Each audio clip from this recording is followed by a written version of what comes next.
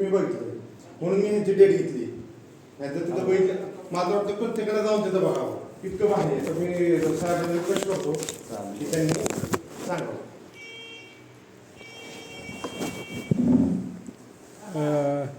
रंदुलबाद गावातील सर्व प्रगतशील शेतकरी, आमचे मित्र गुलाबरावजी, त्यांचे मित्र, त्यांचे बंधू, आमचे खरं तर वर्गमित्र आणि आज उपस्थित असलेले गावातील शेतकरी मित्र हो. खरं तर अनेक वर्षापासून आपण शेती करतो आहे आणि शेती करत असतानासुद्धा अनेक वेळाला आपली शेती झाली ही उणिवांची शेती आहे. आपण शेतीत परिपूर्ण झालो का, तर या गोष्टीचं उत्तर नाही म्हणून द्यावं लागेल. कारण काळ बदलतो, काळानुसार गतीची चक्र बदलतात आणि चक्रानुसार शेतीची चक्रसुद्धा बदलावं लागली. दिवसेंदिवस वाढलेली लोकसंख्या आणि घटत असलेली जमीन हा समस्या कुणीही रोखू शकणार नाही आणि यातून तरच मार्ग काढावे लागतील. आणि हे मार्ग काढायचे असतील तर तज्ज्ञांची मदत घ्यावी लागेल. आपल्याला आपलं डोकं शांत ठेवावं लागेल आणि शेतीचं मूल्यमापन करावं लागेल. आपलं नक्कीच चुकतं काय आणि जगाची दिशा काय आहे.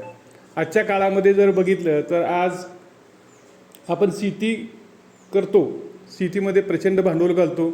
आपली सोसायटी शेतीला भांडवल देण्यासाठीच निर्मिती केलेली आहे. परंतु घातलेल्या भांडवलातून आपला नफा किती हा खरं संशोधनाचा विषय आहे. आपण शेतीमध्ये पैसे घालतो परंतु नफा किती मिळाला ह्या गोष्टीचा आपण कधीही ताळेबंद ठेवत नाही. आणि ताळेबंद ठेवला तर शेती करायची लोक बंद होतील. ही अंधश्रद्धा म्हणा किंवा आपण त्यातलं अज्ञान म्हणा, आपण खरं हिशोबी शेती केली नाही आणि हिशोबी शेतीशिवाय आपल्याला शेतीमध्ये माणसं रुजवता येणार नाहीत. आज आपण पाहतो की 2 कोटीची भर दरवर्षी भारतामध्ये माणसांची पडत आहे, परंतु जमीन वाढते का, तर प्रश्नाचं उत्तर नाही. आज रंदोलबाचं गावठाण बघितलं तर रंदोलबाच्या गावठाणामध्ये घरं बांधायला सुद्धा जागा राहिली नाहीत, अशी आजची वास्तव परिस्थिती आहे आणि माणसं शेतात जायला लागली. आज आता शेती म्हणाल तर शेती ही आज अनेक समस्याची ग्रस्त शेती. पूर्वीच्या काळी एक पॅटर्न होता की शेती करायची, 12 महिन्याचे धान्य, 12 महिन्याची वैरण, कपडे लत्त्यापुरतं 4 पैसे मिळाले की माणसं सुखी आणि समाधानी असायची. मध्यंतरच्या काळामध्ये शेती पण गतिमान झाली, माणसं पण गतिमान झाली. माणसं गतिमान होण्याचे प्रमुख कारण की माणसांना पूर्वीची सगळी 12 बोलूची सिस्टीम होती गावामध्ये.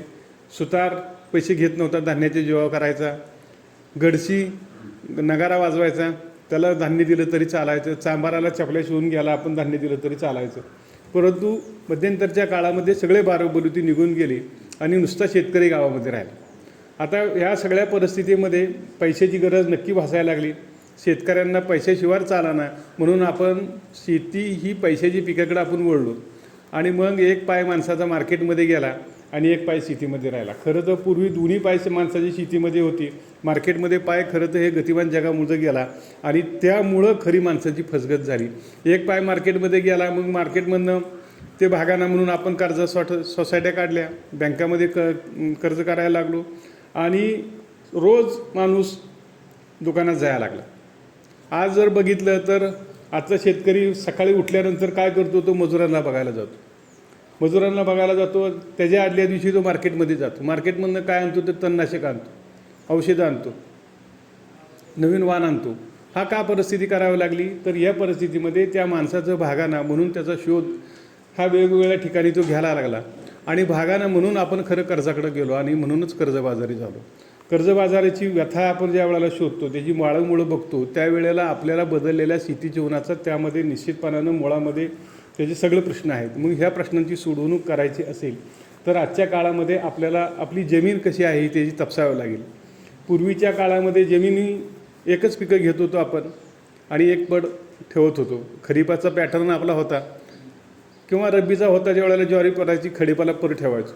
आज आपण बघितलं तर आज खरीपामध्ये आपण भुईमुग, घेवडा, हरभरा पीक पेरतो, नंतर लगेच दुसरं पीक पेरतो आणि उन्हाळ्यामध्ये पण पिकं ठेवतो. हे सगळ्या गोष्टी का कराव्या लागल्या, तर वाढणारी लोकसंख्येला आपण कंट्रोल करू शकत नाही, म्हणून त्यामधनं जमिनीपासून आपण घेत राहिलो. त्यामुळं जमिनीची किंवा कोणाची एक क्षमता आहे, माणूस थकला तर रिटायर होतो. मी 58 वर्षानंतर शासनाला मला ठेवलं नाही, घरी लावलं. कोणत्याही गोष्टीला मर्यादा आहेत. माणसाला 58 वर्षाच्या नंतर झालं की आपला कारभार आपण मुलांच्याकडे देतो, पण जमिनी कारभार कोणाकडे द्यायचा हा खरा प्रश्न आहे. मग ह्या सगळ्या प्रश्नामध्ये जमीन आज थकून आणि आजारी पडलेली आहे. एक वेळेस माणूस आजारी पडला तर ॲम्ब्युलन्समध्ये आपण घालून नेऊन त्याला दुरुस्त करू शकतो, पण जमीनच आजारी पडली तर दुरुस्त काय करायचं आणि जमीन दुरुस्त कशी करणार. आणि जमीन हे ॲम्ब्युलन्समध्ये आपण नेऊ शकत नाही, नेली तरी तिथला डॉक्टर नाही. आणि म्हणून खऱ्या अर्थानं तुम्हीच जमिनीचे पालनपोषण करते आहात. जसं कुटुंबाची जमीन पालनपोषण करते आहेत तसं जमिनीचे तुम्ही पालनपोषण करता आहात. तुम्हाला जर ती पोट तुमचं भरत असेल तर जमिनीचं पोट निश्चितपणानं भरण्याची जबाबदारी तुमची माझी आहे. आणि त्या तुमच्या माझ्या जमिनीमध्ये आपण कमी पडलो म्हणूनच आज पुढचे सगळ्या अवस्था आपल्या कमीच्या झाल्या. आणि मग आज आपल्याला आपण पाहतो जमिनी शारपट झाल्या, चोपण झाल्या, चिबड झाल्या, नापिकी झाल्या, जमीन टणक झाल्या. पूर्वीचा आपण 4 बैला 2 बैलाचा नांगर 4 बैलावर न्याला, 4 बैलाचा नांगर 8 बैलावर न्याला, 12 बैलावर न्याला. का न्याला? ते जमिनीमध्ये झालेल्या बदलामुळे न्याला. त्याच्यानंतर सुद्धा जमीन फुटाना म्हणून आपण छोट्या ट्रॅक्टरमध्ये नेलं, मोठ्या ट्रॅक्टरमध्ये नेलं. आज तर मोठ्या ट्रॅक्टरनं आपण जमीन नावतो. हा बदल का करावा लागला की जमीन तुम्हाला शिकवत होती पण जमिनीकडे आपलं लक्ष नव्हतं. ह्या सगळ्या गोष्टी जर मूळचं कारण असं आहे की आज तर आपण जनावरांची स्थिती करतो, आपल्याकडे जनावरं नाहीत. गोट्याच्या ठिकाणी आज घरं बांधली आपण. हासूड कासराद्वारा आपण सगळे लटकवलं, शिवाळ बगळा सगळं निघून गेलं. आज आपल्याकडं काही राहिलं नाही. आज आपण पूर्ण परावलंबित झालो. कुठला ट्रॅक्टरवाला येईल, कधी येईल, रात्रीचा नांगरून जाईल तुम्हाला कधीही माहीत नाही. आणि मग ह्या सगळ्या गोष्टीमध्ये पूर्णपणानं आपलं शेतीचं दुर्लक्ष झालं. समस्या आहेत, समस्यामुळं झालं म्हटलं तरी चालेल, पण ह्यामधनं आपण काय शिकलं पाहिजे. निश्चितपणानं जर तुम्हाला जमीन सशक्त चांगली समृद्ध ठेवायची असेल तर पहिली गोष्ट तुम्ही जमिनीची तपासणी करून घेतली पाहिजे. नक्की काय आपण पाहतो ज्या वेळेला माणसाला डायबिटीज त्याची साखर आपण तपासून पाहतो त्याची किती आहे. त्याची 100च्या आत असेल तर ठीक आहे माणूस, 148च्या आत असेल तर ठीक आहे माणूस. परंतु जर माणसाची शरीरामध्ये शुगर वाढली तर माणूस काम करू शकत नाही. त्याच्या सगळ्या चयापचयाच्या ॲक्टिव्हिटी बंद होतात. मग जमिनीमध्ये जे बिघाड झाले ते कुणी तपासलेत का? किती लोकांनी जमीन तपासली? बरं तपासली ह्यांनी तपासून दिली असेल. किती जणांनी अभ्यासली? जमीन तुमची आहे. आणि मग जर आरोग्य बिघडलं तर आपलं आरोग्य बिघडायला अजिबात राहणार नाही. जुन्या काळातली परवा लालासाहेबांच्या तिथं गेल्या वर्षी मी दरवर्षी असतो. 15 ऑगस्टचा जो पाद्यपूजनाचा कार्यक्रम असतो. गेल्या वर्षी आम्ही 98 वर्षाच्या तुमच्याच गावातल्या माणसांचा सत्कार केला. 2 माणसं तुमच्या गावातली 98 वर्षाची. पटकीवरे मामा त्यांचं मला माहीत नाही, ती जगतापच दोन्ही होती. म्हणजे आत्तासुद्धा डोंगरदारीतलीच माणसं 98 वर्षापर्यंत जगू शकतात. तुमची माझी पिढी नक्की किती जगेल म्हणूनच आपण वाढदिवस साजरे करायला लागलो, पण आपल्याला जगण्याची खात्री नाही. पूर्वीच्या काळातल्या माणसानं कधी वाढदिवस साजरे केले नाहीत, त्यांना खात्री होती मी 100 वर्षे जगणार. त्यामुळे कधीही त्यांनी वाढदिवस साजरे केले नाहीत. आपल्याला दुसऱ्या वर्षापासून आपण वाढदिवस साजरे करायची गरज का भासली? हे बरं. दुसरी गोष्ट, जमिनीचे वाढदिवस कुणी साजरे केले? किती समृद्ध आहे, किती पिकाऊ आहे, किती त्याच्यात काय आहे, जमिनीचे घटक काय आहे, जमिनीमध्ये काय लागतं, त्याचं पोषण कसं आहे, ती पिकाला कशा पद्धतीनं देतं, काहीही आपण बघितलं. आणि बांधासाठी भांडतो आपण, कुणाला नाहक अडवतो. पण तुमच्यापाशी एवढंच परमेश्वरानं चांगला समृद्ध ज्यांना अनेक पिढ्या जगतील त्या जगवण्याची ज्या जमिनीमध्ये ताकद आहे त्याच जमिनीला आपण विसरलो. जमिनीच्या 6 इंचामध्ये माणसाचं संपूर्ण जीवन आहे. 6 इंच जमिनीचा भाग पिकाऊ आहे आणि त्या पिकाऊमध्ये अनेक पिढ्या जगल्या, अनेक पिढ्या जगतील, अनेक पिढ्या वाढतील, मोठ्या होतील, शास्त्रज्ञ होतील, तंत्रज्ञ होतील, वकील होतील, डॉक्टर होतील, सगळे होतील. पण हा 6 इंचाचा थर बिघडला तर यामधनं कुणीही चांगली माणसं जन्माला येणार नाहीत. आणि म्हणून जर आपल्याला जमीन चांगली ठेवायची असेल तर माझी तुम्हाला एक विनंती राहील, जमिनीकडं आपल्याला डोळसपणाने बघावं लागेल. जमीन ही जिवंत आहे. एक मातीच्या कणामध्ये 1 ग्राम मातीमध्ये हजारो कोटी जीवाणू असतात, त्याचं आपण कधीही तपासलं नाही. जमिनीमध्ये NPK असतात, ते कधी आपण तपासलं नाही. जमिनीची क्षारता असते, जमिनीला pH असतो, जमिनीला अनेक संवेदना असतात, क्षारता, परत मायक्रोन्युट्रिएंट असतात, मुख्य घटक असतात. ह्या गोष्टींचा आपण अभ्यास केला नाही आणि तिथंच खरी जमीन आपल्याला वळखायला कमी पडलो. आपण माणसांच्या कुळी ढाळी बघतो, 96 कुळी बघतो, 95 कुळी बघतो, 98 कुळी बघतो. जमिनीची कुळी कोण तपासणार आहे? आणि ह्या जमिनीच्या कुळ्या तपासायच्या असतील तर तुम्हाला जमीन तपासावी लागेल. आणि जमीन तपासल्यानंतर जसं जमिनीचा 7/12चा उतारा आहे तसंच जमिनीचा तुमचा हा तपासणीचा उतारा तुम्हाला जतन करून ठेवावा लागेल. गेल्या वर्षी माझी जमिनीची हेल्थ किती होती, तिचं हेल्थ कार्ड काय होतं आणि यावर्षी माझ्या जमिनीचं हेल्थ कार्ड कसं असेल, या गोष्टीचा आपल्याला अभ्यास करावा. आज खरं तर जमीन दरिद्री झाली म्हणून माणसं आपण गरीब झालो. जमिनीची समृद्धी ही वाढवली तर माणसाची श्रीमंती वाढायला अजिबात वेळ लागणार नाही. आणि ह्या गोष्टीसाठी आपल्याला जर जमिनीची श्रीमंती वाढवायची असेल तर जमिनीचं माती परीक्षण करून घ्यावं लागेल. माती परीक्षेचा प्रत्येक घटकाचा अभ्यास करावा लागेल. नसेल तर आपल्याला समजून घ्यावं लागेल. त्यासाठीच ही शेती खात्याची माणसं आहेत. ह्या माणसाची तळमळ तुम्हाला माहितीसाठी सांगतो. त्यांनी माझ्याकडे आली 3 ते 4 वेळा माझ्या शेतावरती आली. ते म्हणले माझ्या रंजोलबाच्या माणसाला हे सगळं सांगितलं पाहिजे. 10 टर्म तुम्ही थेअरी केली त्याचं सांगितलं पाहिजे. कारण असं आहे की आमच्यातली माणसं जर तुम्ही नॉलेज दिलं तर एक जरी माणूस उभा राहिला तर माझी शेती मी आलेल्या रंजोलबाच्या नोकरीचं माझं मी कृतार्थ होईल. मित्र ही तळमळ असली पाहिजे, मळमळ असली पाहिजे, चळवळ असली पाहिजे. त्याच्याकडे ती चळवळ होती, मळमळ होती. माझ्याकडे 3 ते 4 वेळा आला. शेवटी मी त्यांना नाही म्हणून सांगितलं. मग परवाशी मी आल्यानंतर त्यांनाच मी दक्षिण भारतला गेलो होतो. आल्यानंतर सांगितलं की आता तुमचा कार्यक्रम करू. परंतु 2 दिवस माझ्या मागं कार्यक्रम होते माझे व्यक्तिगत, म्हणून मी आलो नाही. आज आपला दिवस ठरला. तरीसुद्धा इतके दिवसानंतर इतकी माणसं कमी असतील म्हणजे शेतीची उदासीनता निश्चितपणाने आहे. मला माहिती आहे की शेतकरी नवरा नको बाई ही घटनेमुळं माणसं शेतीतनं तरुण माणसं याला कमी राहील. परंतु एकच गोष्ट आहे की ही जमीन खरं तर अनेक पिढ्या जगवल्या, अनेक पिढ्या जगू शकेल. अजूनही कुणीही ईमेलनं किंवा इंटरनेटनं वायफायनं जगण्याचं साधन कुणीही केलेलं नाही. मोबाईलमध्ये माणसं ज्ञानानं जगतील पण बघून कुणी जगणार नाही. आणि म्हणून आपल्याला जर जमीन चांगली ठेवायची असेल तर जमिनीचा अभ्यास करावा लागेल. विशेषतः हे आपल्या तरुणांना सांगावं लागेल. आपल्याला जमीन का चांगली ठेवायची, आपल्याला जमिनीची समृद्धी काय ठेवायची. मित्रो, pH नावाचा एक घटक जमिनीमध्ये फार महत्त्वाचा आहे. तो 2 ते 7.5पर्यंत असेल तरच जमिनीमधले सगळे अन्न घटक त्या मातीतले पिकं घेऊ शकतात. आणि हे जर नसेल, त्याच्या खाली असेल तर ठराविक उपलब्ध होतात. त्याच्या पुढं गेले तर ठराविक उपलब्ध होत नाहीत. 16 जमिनीला घटक लागतात. ते घटक जर तुम्हाला उपलब्ध ठेवायचे असेल ते 6.5 ते 7.5च्या दरम्यान आपला pH असणं गरजेचं आहे. म्हणून आपल्या जमिनीचा pH किती आहे तो बघावा लागेल. त्याचबरोबर दुसरा महत्त्वाचा घटक आहे जमिनीमध्ये सेंद्रिय कर्ब नावाचा जो पदार्थ असतो तो सेंद्रिय कर्बच खऱ्या अर्थानं जमिनीचं हार्ट आहे. आणि ते हार्ट चांगलं असेल, त्यामध्ये जर सकसपणा असेल तरच तुमची जमीन उपजाऊ पिकाऊ चांगली राहू शकते. आणि हेच कशामुळं होतं, सेंद्रिय कर्ब वाढवणारे पदार्थ कोणते आहेत तर शेणखत आहे, उत्तम मशागत आहे, त्यामध्ये जीवाणू आहे, त्यामध्ये पाण्याचा तुम्ही देण्याचं प्रमाण आहे. त्यामुळे किती सूक्ष्मजीव तुमच्या जमिनीमध्ये, जमिनीचे फिजिकल प्रॉपर्टी आहेत, केमिकल प्रॉपर्टी आहेत आणि जैविक प्रॉपर्टी आहेत. ह्या सगळ्या प्रॉपर्टी तुमच्या जमिनीमध्ये चांगल्या असल्या तरच तुम्ही खऱ्या अर्थानं शेतकरी आहात. नाही तर नुसत्या बागायतदार या संज्ञेला आता फारसा अर्थ राहिला नाही. बागायतदार आणि कोरडू माणसं आज एकाच माळीत आहेत, एकाच शिवडत आहेत. त्यामुळं ते सुखी आहेत असं म्हणायचं काय कारण नाही. आपण तंत्रज्ञानानं परिपूर्ण झालो पण कृतीनं दरिद्र झालो. आपण तंत्रज्ञानानं आज म्हणत इतकं तंत्रज्ञान आपली भोवती आहे की आपल्याला ते वापरायचं कसं हेच माहीत नसल्यामुळं आज आपण खऱ्या अर्थानं गरीब आहोत, दरिद्र आहोत. म्हणून माझी तुम्हाला विनंती राहील की नुसती जमिनीकडे बघू नका, नुसत्या सातबाराकडे बघू नका. किती लोकांना सातबारा माहिती आहे, किती लोकांना 7 आणि 12चा अर्थ कळतो. तर ह्या प्रश्नाचं उत्तरसुद्धा आपल्याला नकारात्मक द्यावं. हे बेसिक गोष्टीत, तुमच्या जगण्याच्या गोष्टीत कुठल्याही व्यापाऱ्याला सांगितलं ना किती ग्रामचा किलो तो बरोबर सांगेल, किती ग्रामचा अर्धा किलो तो बरोबर सांगेल. मग आपल्या शेतकऱ्याच्या पोरांना हे का कळत नाही, आपल्या शेतकऱ्याच्या पोरांना हे का समजून येत नाही.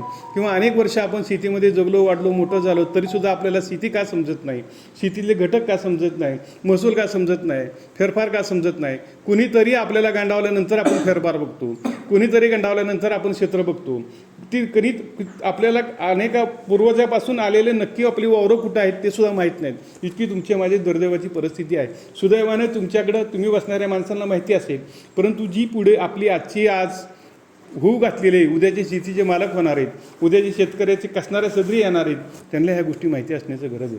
मूळ विषय आता सांगतो की आज शेती थकलेली आहे आणि थकलेल्या शेतीला मुख्य कारण आहे की आपण घालवत असलेलं अधिकचं भांडवल. अधिकच्या भांडवलामध्ये जितकं तुम्ही पैसे शेतीमध्ये घालाल त्या प्रमाणामध्ये नफा मिळत नाही, म्हणून तोटा आहे. म्हणून आपल्याला काय करावं लागलं, ज्या आपण शेतीत जो रुपया, मी नेहमी सांगतो शेतीत रुपया घालणं म्हणजे खिशातला रुपया मातीत टाकायचा, घरादारांनी शोधायचा, गावला तर गावला नाही तो बुडला. तो पराबरोबर जातो, लेबरबरोबर जातो, मार्केटबरोबर जातो, कोणाबरोबर जातो हे आपल्यालाच कळत नाही. खिशातनं जातो एवढं मात्र आपल्याला कळतं. म्हणून घातलेला रुपया वाचवायचा असेल, घातलेल्या रुपयाला पकडून ठेवायचा असेल आणि घातलेल्या रुपयाचं जर मूल्यवर्धित करायचं असेल, जसं एका बटाट्याची पुडी लावतो 10 बटाटे घेतो, तसा 1 रुपया घातल्यानंतर 10 रुपये मिळवायचे असतील तर घालणारा रुपया आपल्याला सजगतेने शेतीमध्ये घालावं लागेल. सजगतेने घालताना आपल्याला त्याची गरज किती आहे, आपण घालतो किती, ह्याचा आपल्याला अभ्यास करावा लागेल. म्हणून शेतीला आपण रासायनिक खतं देतो ते किती प्रमाणात द्यायला पाहिजे आणि घातलेल्या रासायनिक खताचा नक्की उपयोग होता हेही पाहावं लागेल. घातलं हे समाधान आहे, पण त्याचा वापर झाला नाही, त्याचा उपयोग झाला नाही, हेही आपण कधीही त्याच्यातलं दुसरी बाजू तपासली नाही. म्हणून घालण्याची बाजू तपासली पाहिजे, त्याच्याबरोबर उपयोग किती झाला ह्याचीही बाजू तपासली पाहिजे आणि ह्या दोन्हीचा मेळ करून आपल्याला रुपया घातला पाहिजे. आणि हा रुपया घालायची खरंच आपली जे आपण रुपया घालतो तो खरं खिशातला आहे का, नफ्यातला आहे का, हाही आपल्याला विचार करावा लागेल. बऱ्याच वेळाला आपण घातलेला शिकलेला रुपया हा कर्जावर रुपया असतो, त्याला व्याज द्यायचं असते, त्याला परतफेड करायची असते. त्याचं कमं आपण सोसायटीचं कमं शेतीमध्ये घालतो, रुपया घालतो म्हणजे शेतात सोसायटीचं कमं रोपण शेतीमध्ये घालतो. त्या कम्यापासून व्याजासह पैसे आणि जगण्यासाठी पैसे, जमिनीचा मोबदला आपल्याला सगळ्या गोष्टी मिळाल्या पाहिजेत ह्याचा आपल्याला साकल्याने विचार करावा लागेल. हे करायचं असेल तर प्रथम तर तुम्हाला मातीची तपासणी कसल्याही परिस्थितीत करून घ्या मित्र. आपण जे पीक लावतो ती पिकं त्या जमिनीमध्ये द्यायची असतील तर किती प्रमाणात आपल्याला खतं द्यायची पाहिजेत. आज मित्र हो सांगतो, आपल्या देशामध्ये कुठलेही रासायनिक खत तयार होत नाही. आपण भारत, चीन वगैरे असल्या देशातून आपण आणतो की जे आपले शत्रू आहेत त्यांच्यापासून आणतो आणि मग ते नुसतं खत देत नाही तर खताबरोबर तणंसुद्धा देतात. आज आपल्या शेतामध्ये बघितले भारतीय तणं नाहीत, ही सगळी बाहेरच्या देशातील आली तणं आहेत. मग ह्या तणांचा आपल्याला अटकाव करायचा असेल आणि आपल्या निविष्ठा आपल्याच बांधावरील तयार करायच्या असतील तर आपण करू शकतो. ह्या मी ठामपणानं तुम्हाला या ग्रामपंचायतीच्यामध्ये आश्वासन देतो. आपण करू शकतो, आपण करू शकतो, घालू शकतो आणि चांगल्या प्रकारची पिकं आणू शकतो हेही सांगतो. मग हे करायचं असेल तर आपल्याला 2-3 गोष्टी कराव्या लागतील. जमिनीतले सूक्ष्म जीवाणू वाढवावे लागतील. सूक्ष्म जीवाणू हेच खरं तर वनस्पतींचं अन्न आहे. कोणताही रासायनिक अन्न हे जमिनीचं अन्न नाही. आपण गोळ्या खातो, हे गोळ्या उपचार पद्धती आहे पण गोळ्या ही अन्न नाही. म्हणून आज आपण पाहतो की अनेक माणसं आज कॅन्सरनं आजारी आहेत. 98मधला माणूस जर तुमच्या गावात जगलेला असेल तर 40व्या माणसाला डायबिटीस का होता हाही प्रश्न आहे, संशोधनाचा विषय आहे. किंवा 30व्या माणसाला अटॅक काय आहे तो हाही संशोधनाचा विषय आहे. या सर्व प्रश्नाची सोडवणूक करायची असेल त्याचं मूळ कारण शेतीमध्ये आहे. आणि म्हणून आज जगाला कळून चुकलेलं आहे, आपल्यालाही कळून चुकलेलं आहे की एवढं महागडी खतं आणायची. मित्र हो तुम्हाला मी सांगतो, मी ज्या वेळेला क्वालिटी कंट्रोलला होतो, क्वालिटी कंट्रोल म्हणजे ही खतं बियाणे औषधाचं 3 जिल्ह्याचं मी प्रमुख होतो आणि संपूर्ण दुकानं मी पाहिलेली आहेत.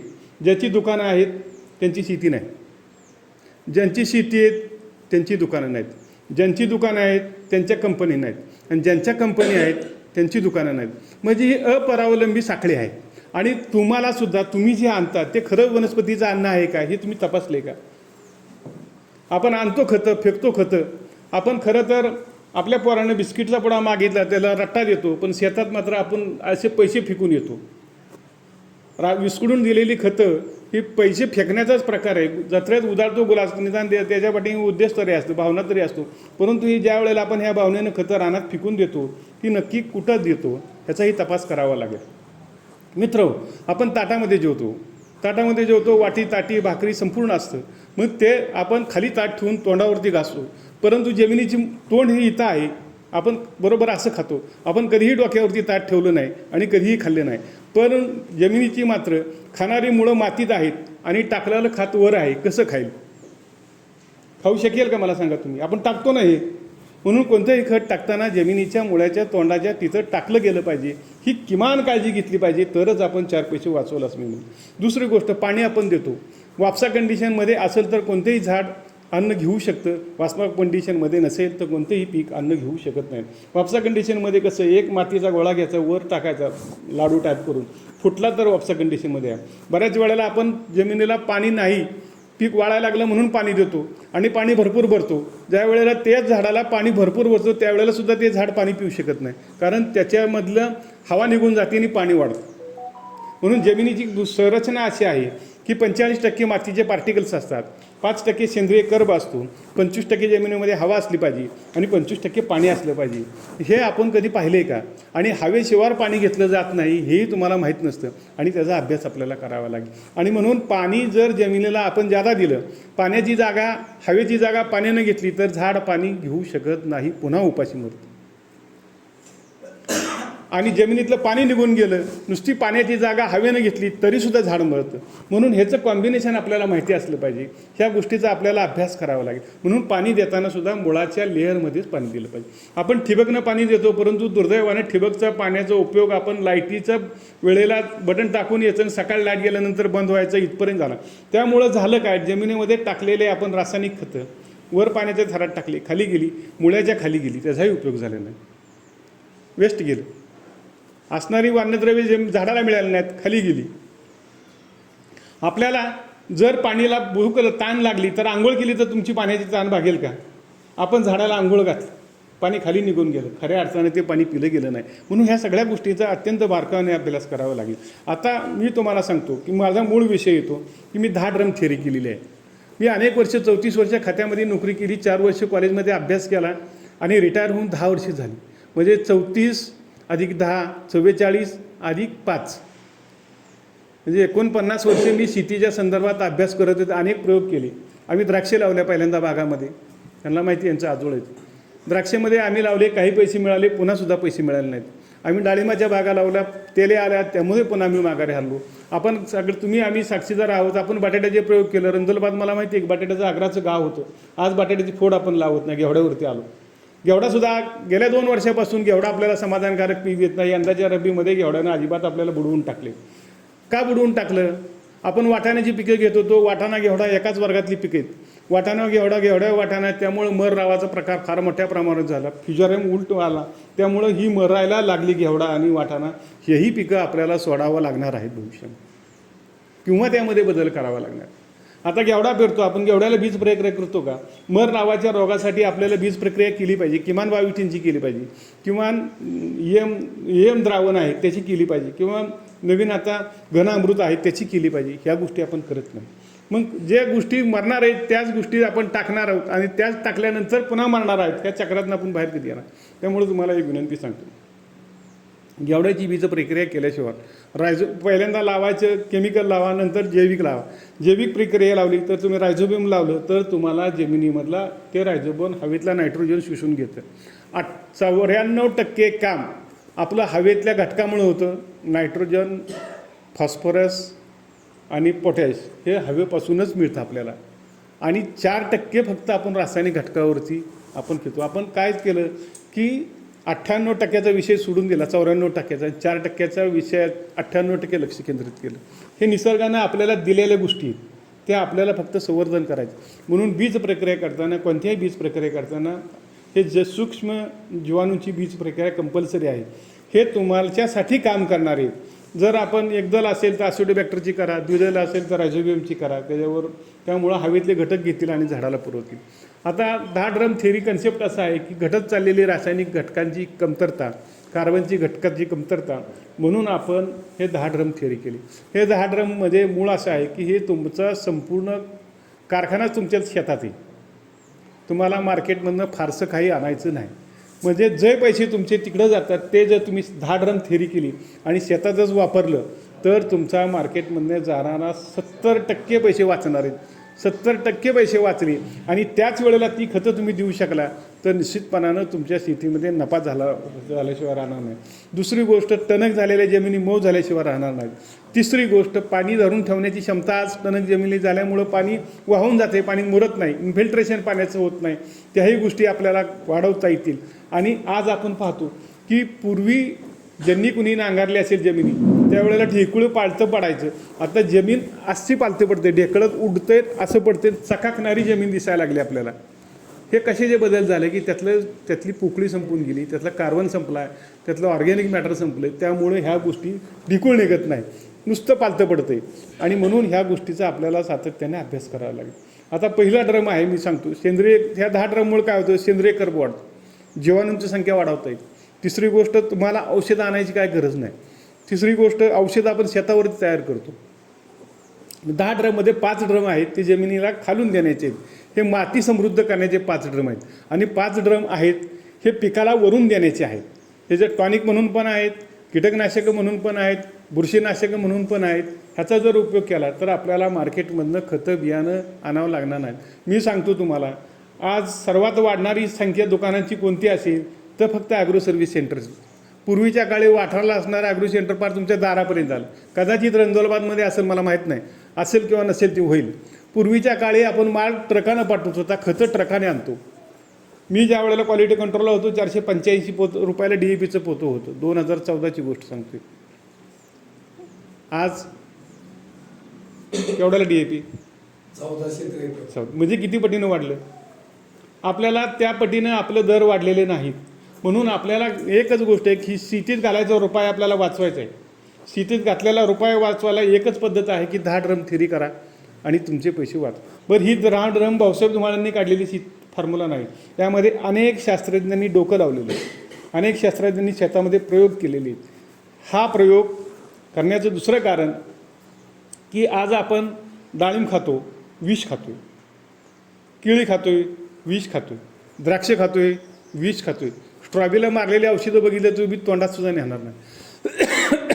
फळं खातोय, भाजीपाला, कोबी फ्लावरला आपण काय करतो, फक्त बुडवायचाच औषधच बाकी आहे, नाही तर सगळी. आणि म्हणून आजसुद्धा अनेक प्रश्न निर्माण झालेले आहेत. तरुण मुलं मुली दोन फर्टिल आहेत, परंतु त्यांना आपत्ती होत नाही. टेस्ट ट्यूब बेबीची कधीही जाहिरात ग्रामीण भागामध्ये लावायची गरज नव्हती, आज आपल्याला लावायला लागली. का लावावी लागली? कारण पुरुषाच्या शुक्रजंतूची शिफ्टी ह्या रासायनिक औषधाच्या घटकामुळं शिफ्टी संपुष्टात आलेली आहे. त्यामुळं जे शुक्राणू त्या शुक्राणू स्त्री बीजांडाकडे पोहून जावायला पाहिजे ते पोहण्याची क्रिया थांबली, म्हणूनच फर्टिलायझेशन होत नाही. आज माणसांना अपत्य त्यामुळं होत नाहीत. हा संपूर्ण परिणाम शेतीमध्ये घातलेल्या अनेक घटकांचा तो दुष्परिणाम आहे. म्हणून आता ते माणसाच्या पुनर्जन्माच्या तिथंपर्यंत येऊन टेपलेली गोष्ट आहे. म्हणून जर आपलं पुनर्जन्मच थांबणार असेल तर ह्या शेती करून तरी काय करतो? शेवटी माणसाचा जन्म कशासाठी? माणसाला असं वाटतं की आपण तुम्हाला एकच उदाहरण सांगतो. आपण डाळिंबाला बाग होती, तुमच्याकडे एक फौजीची बाग होती माझ्याकडून, तुमचीच इथं होती ना. आपण बाळला ताण देतो. आंब्याला मोहर कधी येतो? आत्ता येतो, जानेवारीत. काय येतो? त्यावेळेला पाऊस संपतो, परत आपण आंब्याला पाणी देतो का? नाही. पण ज्या वेळेला झाडाची पानगळ व्हायला लागते ना, आणि पानगळ होऊन ज्या वेळेला परत पाणी देतो त्यावेळेलाच मोहर येतो. डाळिंबाला सुद्धा आपण ताण देतो. का ताण देतो? की तिचे पूर्ण पानगळ करतो.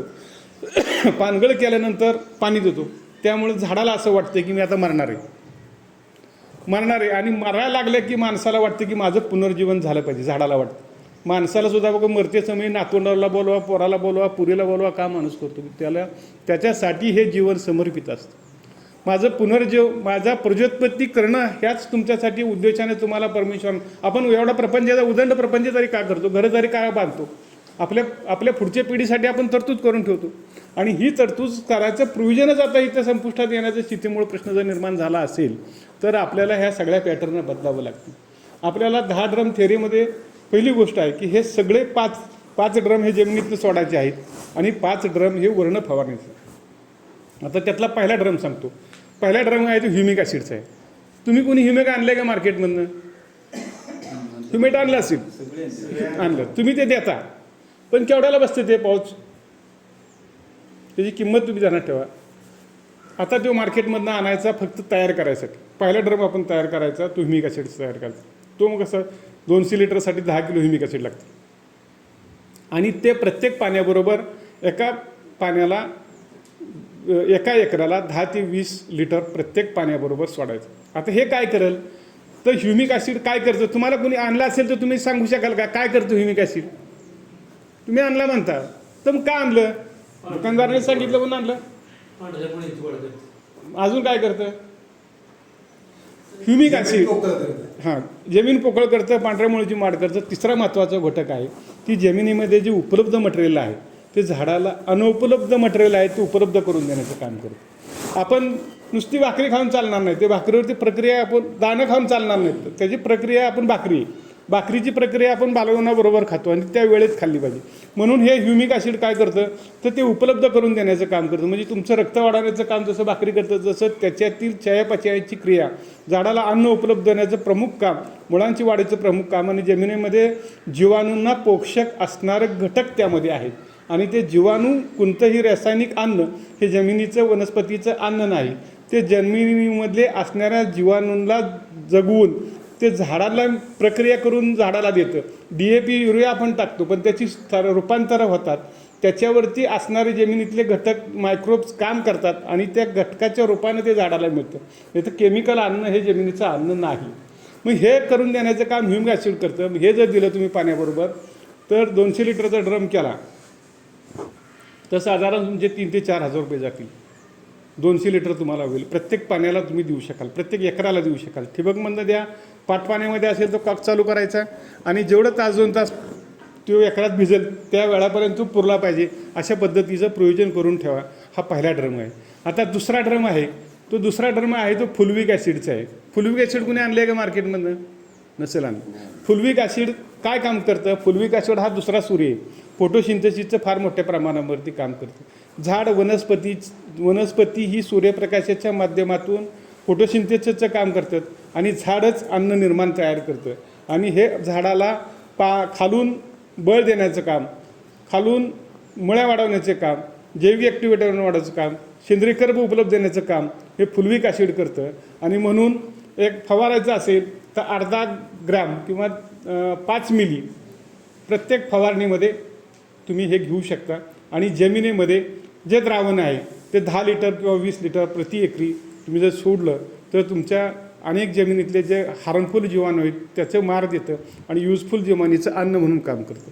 तिसरा ड्रम आहे जो आहे जीवाणू स्लरी. आज आपण पाहतो किती जणांनी स्लरी केली, तर किती जण शेतकरी आहेत मुळात सांगा, नाहीतर घरचा कोरडा व्हायचा आणि कुणी शेतकरीत ना. मग किती जणांनी जीवाणू केले, जीवाणू स्लरी केली काय? मित्रो, आता बदलावं लागेल आपल्याला. जीवाणू स्लरी करावं लागेल. जीवाणू स्लरी करायची असेल ते जीवाणू स्लरीमध्ये आपल्याला 20 किलो शेण घ्यायचे, 160 लिटर पाणी घ्यायचे, परत 2 किलो कोरपडीचा लगदा घ्यायचा आहे, 2 किलो गूळ घ्यायचा आहे आणि 5 लिटर गोमूत्र घ्यायचं आहे आणि हे याचा एक ड्रम तयार करायचा आहे. आता हा ड्रम तयार करताना काय करायचं आहे? 160 लिटर पाणी पहिलं घ्या, 2 किलो गूळ विरघळा, बारीक करा, बादलीमध्ये विरघळा, त्या पाण्यामध्ये टाका. दुसरी गोष्ट 20 किलो कोरपड घ्या, मिक्सर लागेल त्याला, मिक्सरनं त्याचा लगदा करा आणि एका साडीच्या पदरामध्ये तो बांधा आणि त्याची गाठ बांधा चांगली. दुसरी गोष्ट 20 किलो शेण घ्या, त्याचीही गाठ बांधा आणि ते 160 लिटर पाण्यामध्ये टाकलं की ते ऑटोमॅटिक तरंगते. त्याला काठीला बांधावर आडवं, म्हणजे 5 ते 6 दिवसात त्याचा सगळा आर्क त्या पाण्यात उतरेल. आणि नंतर तुम्ही टाका आणि कडधान्याचं पीठ 2 किलो टाका. हे प्रत्येक दिवशी हलवायचे. 4 ते 6 दिवसानं तुमचं सगळं शेणखतातलं त्यामध्ये उतरेल. सगळ्या शेणखतामध्ये अनेक प्रकारचे जीवाणू होते. आणि देशी गाय ही खरं तर पूर्वीपासून आपल्या ऋषीमुनींनी दिलेलं फार मोठं वरदान आहे. किंवा देशी गायच खरं तर शेतीचा खरा आत्मा आहे. आपण ते सगळं देशी जनावरं काढली आणि संकरित जनावरं काढली. आणि देशी गायला जे वसिंडा आहे त्यामध्ये वसिंडामध्ये सूर्यप्रकाशाच्या माध्यमातून लागणारे आपले सगळे अन्नघटक आहेत, ती वसिंडाच्या माध्यमातून तयार केली जाते, आपल्याला मिळतं. देशी गाय, विलायती गायला कुठेही वसिंड नाही, बिनवसिंडाच्या गायीत, आणि म्हणून त्यांच्यात ही प्रक्रिया निर्माण होत नाही. आणि म्हणून देशी गायचं शेण अत्यंत महत्त्वाचं आहे, कारण त्या ताजं शेण पाहिजे, त्यामध्ये सगळ्या जीवाणू, ते जीवाणू त्या पाण्यामध्ये उतरतात.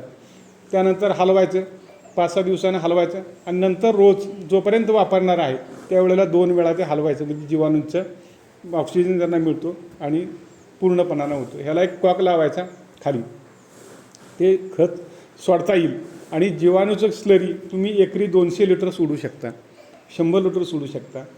पिकाच्या वाढीच्या अवस्थानुसार, वाढीची अवस्था, फुलाची अवस्था, फळधारण्याची अवस्था आणि फळपक्व होण्याची अवस्था, या तिन्ही अवस्थेत, 4ही अवस्थेत द्यावं लागतं. जर तुम्ही ड्रीपनं देणार असेल तर प्रत्येक पाण्याला 10 ते 20 लिटर जीवाणू स्लरी द्या.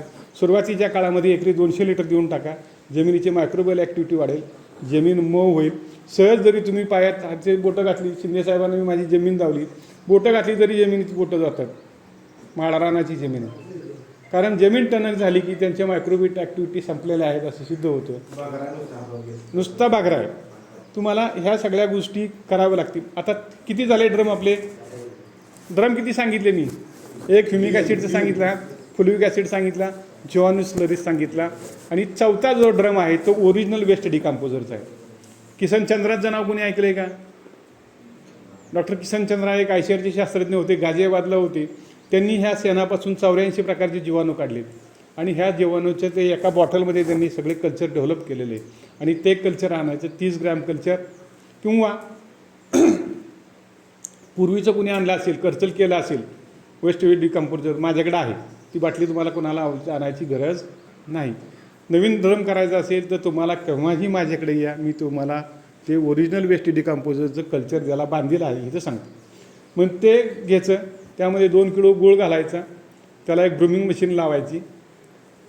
त्या पाण्यात 200 लिटर पाण्यामध्ये 2 लिटर कल्चर घालायचं, 2 किलो गुळ घालायचा. ग्रूमिंग मशीन असते बघा, ऑक्सिजनची मशीन असते, त्यात टाकायची. बटन दाबली की सगळा ऑक्सिजन खाली वर होतो. दिवसातनं 2-3 वेळा त्याला करा. 3-4 दिवसात तुम्हाला रेडी होतं. आणि हे अत्यंत युजफुल असं जीवाणूचं कल्चर आहे. त्यामुळे जमिनीतला कार्बन वाढतो, जमिनीतल्या मायक्रोवेव्ह ॲक्टिव्हिटी वाढतात.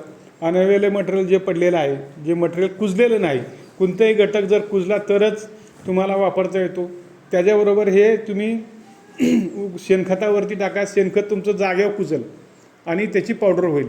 बऱ्याच वेळेला आपण शेणखत, आता बऱ्याच वेळेला आपलं चुकतं कुठं सांगतो, आपण उकेंडातनं शेणखत नेतो पावसाच्या अगोदर, जमीन नांगरल्यानंतर, आणि किती दिवस डिग्लीट होतो, किती दिवस होतो, पुढला पाऊस पडेल तोपर्यंत त्यातलं सगळं मॉइश्चर निघून जातं, सगळं NPK निघून जातं. एवढं महागडं खत आपण करतो, 12 महिने जपतो, काहीही उपयोग होत नाही. माझी तुम्हाला एक विनंती राहील, ज्या दिवशी पाळी मारणार आहात आदल्या दिवशी न्यायचं, दुसऱ्या दिवशी इसकाडायचं आणि तिसऱ्या दिवशी पाळी मारून टाकायची, तरच ते खत म्हणून उपयोग आहे. नाही तर पावडर नुसती भुकणार राहिला, त्याचा काही उपयोग होणार नाही. त्यातले सगळे जीवाणू निघून जाणार, त्यातले सगळे कल्चर निघून जाणार, त्यातला सगळा ओलेवा निघून जाणार. पैसे मोजले आपण उकांड्यातनं, पण तिथं नेऊन घालावं. माझी तुम्हाला एवढीच विनंती राहील की एवढं करा, अजिबात डिग्ली ठेवू नका. डिग्लीच्या दुसऱ्या दिवशी इसकाडलं पाहिजे, तिसऱ्या दिवशी मातीत गेलं पाहिजे. पाऊस पडणारा अंदाज असेल तर पावसाच्या अगोदर टाका, पाणी मारा. दुसऱ्या दिवशी पाऊस पडला तर वेल अँड गुड, मातीत कालवून झालं, जमिनीत ओलावर राहील, खताच्या जमिनीची प्रक्रिया चालू झाली. हे पहिलं करा. आता 3 ड्रम झाले, 4था ड्रम झाला, आता 5वा ड्रम आहे तो EM सोल्युशनचा आहे. EM सोल्युशनचा शोध या जपानच्या एका शास्त्रज्ञाला लावला, टोकियो नावाच्या एका शास्त्रज्ञाने लावला. यामध्ये कित्येक प्रकारचे जीवाणू आहेत. हे अनएरोबिक जीवाणू आहेत, हे सगळे अनएरोबिक. ह्या जीवाणू हा ऑक्सिजनच्या कॉन्टॅक्टमध्ये आला की मरतो, ह्याचा ऑक्सिजनच्या कॉन्टॅक्टमध्ये येत नाही. म्हणजे ह्याला त्या ड्रमला एक उलटी शिट्टी लावायची, खालची हवा वर जावी पण वरची हवा ऑक्सिजन आत आलं नाही पाहिजे. त्या ड्रमला उलटी शिट्टी लावावी लागते आणि हा ड्रम पॅक करावा लागतो पूर्ण, त्यात कसल्या प्रकारचं हवा गेली नाही पाहिजे. आणि ह्याच्या खाली साधारण एक इथभर ठेवून कॉक ठेवायला, प्रत्येकाला कॉक ठेवायचा मात्र खाली काढायसाठी. मग हा टाईट करावा. त्यामध्ये काय माहिती काय, EM1 हे ओरिजिनल कल्चर असतं, त्याचं कल्चर आपण परत डेव्हलप करायचं आणि त्या डेव्हलप केल्यानंतर EM2 करायचं, त्यामध्ये गूळ वगैरे टाकून. पण आता तुम्हाला ती करायची गरज नाही, ते EM2 माझ्याकडे डायरेक्ट आहे. जेव्हा केव्हा कुणाला करायचं असेल तेव्हा EM2चं कल्चर देण्याची जबाबदारी माझी राहील. तुम्ही EM1 आणण्याच्या भानगडीत करू नका, तू बॅलर लावण्याच्या भानगडीत करू नका. आता हा EM2 जो आहे ह्याच्यावरती पुढचे सगळे फवारणीचे ड्रम अवलंबून आहेत. हे जर आपण शेतीमध्ये टाकलं, जे ऑर्गॅनिक मॅटर जमिनीमध्ये पडलेलं आहे ते कुजवण्याचं उत्कृष्ट प्रकारचं काम करतं. आता हे काम कुठं घालतं, 1.5 फुटाच्या खाली करतं. पण 1.5 फुटाच्या खाली जे आपलं सगळे जमीन टणक झालेली आहे किंवा सगळ्या जमिनीमधलं ऑर्गॅनिक मॅटर घट्ट झालेले आहे, अनेक वर्ष आपण टाकलेले आहेत, जमिनीच्या खडकापासून आलेले, ते डिझॉल्व करण्याचं काम हे जीवाणू करतात. हे जीवाणू जमीन भुसभुशीत करतात. त्यामुळे मायक्रोवेव्ह ॲक्टिव्हिटी वाढती आणि जास्त काउंट झालं तर गांडूळ होतात. ते गांडूळ नवे जो गांडूळ सापा एवढे गांडूळ होतात. त्या जमिनीत आपण EM2चा चांगला वापर केला. हा EM2 काय करतं, जमिनीचा pH मगाशी मी सांगितलं तुम्हाला, सुरुवातीच्या भाषणामध्ये सांगितलं, pH फार महत्त्वाचं आहे. हे EM2 प्रत्येक औषधाच्या फवारणीमध्ये 10 मिली प्रति लिटर टाकणं गरजेचं आहेच. मार्केटमधनं pH कमी करायचं कुठलंही औषध आणू नका, हे टाका. ह्याचा पाण्याचा pH 3.5 ते 4 होतो. हे जर आपण पाण्याबरोबर दिलं तर जमिनीत दिलेल्या पाण्याचा pH पाण्याचा सुद्धा कमी होतो आणि पाण्याचा pH कमी झाला की जमिनीला उपलब्ध असणारे मटेरियल सगळं अनअवेलेबल मटेरियल उपलब्ध व्हायचं काम हे EM2 करतं. त्याचबरोबर जमिनीत भुसभुशीत करण्याचं काम करतं, जमिनीत मायक्रोबियल ॲक्टिव्हिटी वाढवण्याचं काम करतं. जमिनीला सगळं जे ऑर्गॅनिक मॅटर आहेत, आपण खतं ही टाकतो, रासायनिक खतं, आपण शेणखतं टाकतो, पण शेणखताचं आपण तुम्हाला माहिती असेल की या पिकाला रिझल्ट होत नाही, पुढच्या पिकाला मिळतो, कारण ती कुजवण्याची प्रक्रिया होत नाही जमिनीमध्ये आणि म्हणून ते कुजवण्याचं काम करतं, याच पिकाला ते लागू करायचं काम करतं. म्हणून आपलं रासायनिक ज्या वेळेला आपण शेणखत देणार आहे त्या शेणखतीच्या डेगल्यावरती जर हे टाकलं EM2 किंवा शेणखतात टाकलं, उकांड्यात टाकलं तर 1 नंबर कुजल्याला उकांड्याचं तुम्हाला शेणखत मिळेल आणि हे जमिनीत टाकल्यानंतर टाकल्या तुम्हाला उपलब्ध होईल. अनेक प्रकारचे जीवाणू यामध्ये आहेत, अनारोबिक आहेत. हे खालच्या स्तरावरती काम करतं. गांडुळाचे प्रमुख खाद्य आणि गांडुळाला लागणारं खाद्य तयार करून द्यायचं EM2 काम करतं. म्हणून हे 5 ड्रम फार महत्त्वाचे. हे जमिनीचं संपूर्ण सॉईल हेल्थ तयार करतात, जमिनीचं आरोग्य तयार करतात. आणि ज्या जमिनी आपल्या आज शारपड होत चालल्या आहेत, बाकीच्या घटकानं होत चालल्या आहेत, त्यामुळं रासायनिक खतांचा आणायचा 70% खर्च तुमचा कमी होतो. ह्याच्यामध्ये काय डाऊट आहे का? असलं तर आपण पुढं जायला आता, कारण ड्रमची थिअरी आपण बदलतो, पुढच्या ड्रमवर जाणार आहे. नसेल तर पुन्हा आपण समजून घेऊ. पहिल्याच ह्याच्यात आपल्याला कधी काढायला आलं नाही. अनेक वेळा आपल्याला गुरुजीनं धरलं, आईनं हाताला धरलं, तेव्हा काढायला आलो, तेव्हा आपल्याला हे वाचायला. पण हे कानावतं जाऊ द्या, पहिल्यांदा कानावर जाऊ द्या, नंतर कृतीत आल्यानंतर तुमचं स्पॉट होईल, तुम्हीच पुन्हा व्याख्यान द्यायला सुरू कराल. पहिल्यांदा आपण हे ऐकून घ्या, पण समजून घ्या. खूप गोष्टी महत्त्वाच्या आहेत, कारण ह्या जगण्याच्या गोष्टी आहेत, ह्या संसाराच्या गोष्टी आहेत, प्रपंचाच्या गोष्टी आहेत, आणि जगण्याला विषमुक्त जगण्याच्या गोष्टी आहेत. आता संपत चाललो आपण, आता सावध झालं पाहिजे आपल्याला. आणि नुसतं सावध होऊन चालणार नाही, कृती केलं पाहिजे. म्हणून मी नेहमी सांगतो, आपण ज्ञानानं परिपूर्ण आहे, पण करायचं शिन्न आहे. आपल्याला ज्ञान मात्र सगळं जगाचं ज्ञान आहे आपल्याला. आज आपल्या शेतकऱ्याला विचारलं तर महाराष्ट्रात आमदार शिवसेनेचे 288 पैसे किती येतील, करेक्ट टाकणार सांगणार. काँग्रेसचा, राष्ट्रवादीचा सांगणार, भाजपचा सांगणार, शरद पवार गटाचा सांगणार, सगळ्याचं सांगणार. आपल्या गावात कुठल्या वार्डात कोणा सीट लागलं डोळं झाकून सांगणार. पण आपल्या शेतात किती घटक आहेत हे आपल्याला सांगता येत नाही. दुर्दैव आहे आपल्याला त्याचा अभ्यास करावा लागेल, त्याच्याशी समरस व्हावं लागेल. माणूस मातीत जगतो, मोठा होतो, वाढतो आणि मातीत जातो. म्हणून माती आपली खरी आहे. आपल्या आईबरोबर कधी मातीत जात नाही, पण ह्या मातीच्या आईत जातो आणि मातीच आपल्याला समाविष्ट करून घेतो. म्हणून त्याच्यावरती प्रेम असणं आपल्याला गरज आहे. मुंबईचा माणूस लवकर मातीची धाव घेतो का जगत नाही, कारण त्याचा मातीचा संबंध येत नाही. तुमचे माझे पाय मातीत आहेत, तुमच्या माझ्या नखाच्या बोटात, पायाच्या बोटात नखामध्ये माती आहे, हाताच्या नखामध्ये माती आहे. म्हणून आपलं मातीचं जगणं आहे. आज मातीसुद्धा खातो आपण, मुळ्याबरोबर थोडी माती खातो, कांद्याबरोबर थोडी माती खातो. आपलं जगणं मातीमध्ये आहे. आणि म्हणून त्या मातीच्या संवर्धनासाठी आपल्याला हे 5 ड्रम अत्यंत युजफुल आहेत. आता दुसरा जो ड्रम आहे तो फवारणीचे ड्रम आहेत, आणि ह्याला सगळे EM बेस आहे. ह्याला प्रत्येक ड्रमला, आता दुसरा एक ड्रम सांगायचा राहिला जमिनीमधला, तो आहे DF1. तर आपण बाजारामध्ये मायक्रोन्युट्रिएंट आणतो, आपण मायक्रोन्युट्रिएंटची गरज आहे. आता ती आणायची नाहीत, आपल्याला बांधावर तयार करायची, ड्रम तयार करायचे. त्यामध्ये आपल्याला मॅग्नेशियम सल्फेट लागेल 10 किलो, युरिया लागेल, मॅग्नेशियम सल्फेट लागेल 2 किलो. त्याचं प्रमाण आता तुमच्या सांगून फक्त मॅग्नेशियम सगळे सल्फेट आहेत त्यामध्ये, आणि युरिया आहे 4 किलो. हे 200 लिटरचं प्रमाण सांगितलं. 100 लिटरचं असेल तर त्याच्या प्रमाणात कमी घ्यायचं. हे सगळं आणायचं, ते पाण्यामध्ये डिझॉल्व करायचं, आणि प्रत्येक पाण्याबरोबर 10 लिटर किंवा 20 लिटर प्रति एकरी हे सोडायचं. म्हणजे तुमचं हे जे आपण दिलेले घटक आहेत हे ह्याच्याबरोबर दिल्यामुळं, पाण्याबरोबर दिल्यामुळे ह्याचं चिलिलायझेशन होतं, आणि हे मायक्रोन्युट्रिएंट फिक्स होत नाहीत, जमिनीत फिक्स होत नाही. पाण्याबरोबर आहेत, ते पाण्यात डिझॉल्व झालेले आहेत. ड्रीपबरोबर पाण्याबरोबर सोडणार आहे किंवा पाटाच्या पाण्याबरोबर सोडणार. आपण मार्केटमधून आणतो मायक्रोन्युट्रिएंट, खूप महाग असतं, आणि हे मायक्रोन्युट्रिएंट असं फेकतो आपण मार्केटमध्ये किंवा खताबरोबर मिक्स करतो. ते समप्रमाणामध्ये पडत नाहीत, आणि मातीत टाकल्यानंतर मातीमध्ये फिक्स होतात. फिक्स झालेले पुन्हा उपलब्ध होत नाहीत. मग हे परत उपलब्ध करायसाठी पुन्हा प्रश्न येतो. म्हणून हे जर तुम्हाला फिक्स होण्याचे नसतील तर पाण्याबरोबर द्यायला पाहिजे. आणि ह्या DF1चा ड्रम अत्यंत गरजेचा आहे. त्यामुळं तुमच्या सगळ्या डिफिशियन्सी निघून जातात. सगळे तुम्हाला उपलब्ध होतो, मुळांना मिळून होतो, मुळाची वाढ होतो, झाडात चांगली वाढतो. आणि मार्केटमधनं आणण्यापेक्षा घरी जर ड्रम तयार केला तर अत्यंत कमी पैशामध्ये चिलिलायझेशन केलेला. आणि दुसरी गोष्ट, हा फवारणीला सुद्धा डिफिशियन्सी असेल तर आपल्याला करता येईल. म्हणजे तुम्हाला मार्केटमधलं फक्त ह्याच्या निविष्ट आणायच्यात, पण मार्केटमधलं रेडीमेड फूड नाही आणायचं. हा DF1चा म्हणजे 6 ड्रम झाले. आता दुसरा त्याच्यानंतर आपल्याला दुसरे जे ड्रम आहेत ते सगळे EM बेसवर, मीच आता सांगतोय ती EM बेस. प्रत्येकाला एअर वॉल लागेल, एअर टाईट ड्रम लागतील. पहिला आहे तो दशपर्णी अर्क. आपल्या सृष्टीमध्ये वनस्पती हेच माणसाच्या जीवनाचं माध्यम आहे. आपण शेवगास खातो, शेवग्यामध्ये सगळ्या वनस्पती आहेत. आता हे जे आपल्याला पालं घ्यायचे आहेत, प्रति 2 किलो पालं घ्यायचे आहेत, 10 वनस्पतीचे पालं घ्यायचे आहेत.